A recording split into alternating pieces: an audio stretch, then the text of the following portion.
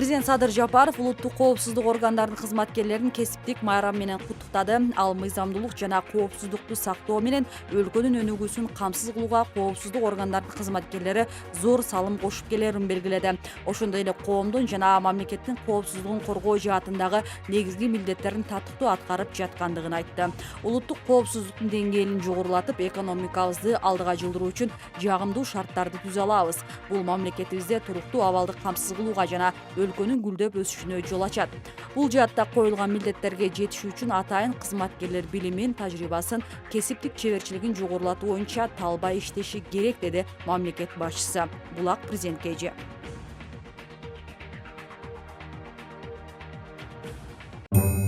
Салам достор, сиздерге эң керектүү маалыматты бөлүшкүм келип турат.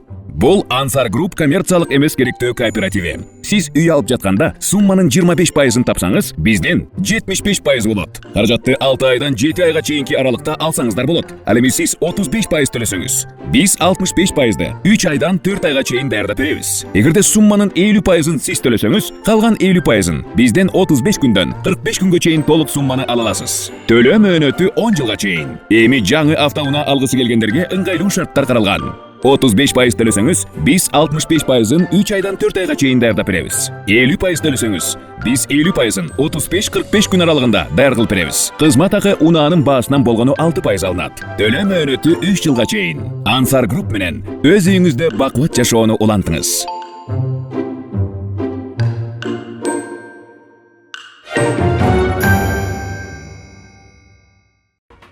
Кыргызстандын мурдагы президенти Аскар Акаев Москвага учуп кеткенин анын жакыны коомдук ишмер Бекболот Талгарбеков билдирди. Талгарбековдун айтымында Акаевден бардык айыптар алынып салынды. Козголгон кылмыш иши кылмыштын курамы жок болгондуктан токтотулган. Тергөөдө анын өзү да, жакындары да Кумтөр долбоорунан эч кандай акча албагандары аныкталган. Аскар Акаевдин Центра Голд компаниясында бир дагы үлүшү жок. 2003-жылы өкмөт Центраны түзүү чечимин кабыл алган. Макулдашууну мамлекеттик комиссия даярдап, анын курамына Кыргыз Алтын ишканасы, өкмөттүн жана парламенттин өкүлдөрү, анын ичинде Акылбек Жапаров кирген. Өкмөт келишимди бекитип гана берген. Бул келишим бекитилер алдында Дүйнөлүк банк менен эл аралык валюта корунун эксперттери тарабынан каралып чыккан. Алар оң баа беришти. Аскар Акаев буга чейин мамлекеттик комиссияга ишенип текшербегенин кемчилик катары эсептеп, элден кечирим сураган, деди Бекболот Талгарбеков.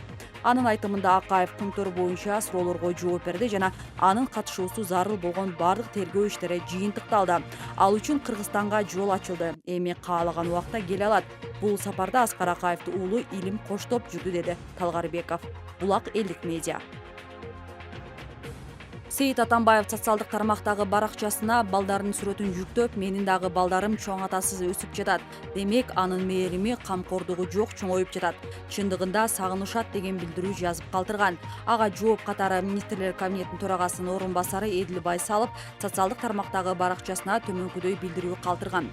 Кой Таш окуясында каза болгон полковник Үсөнбек Ниязбековдун 6 баласы кандай сагынып жатат? Урматтуу депутат Сейит Атамбаев, балдарыңызга чоң атасы эмне үчүн абакта отурганын жана офицерди атуу чоң кылмыш экенин түшүндүрүшүңүз керек, деп жазып калтырган Байсалов.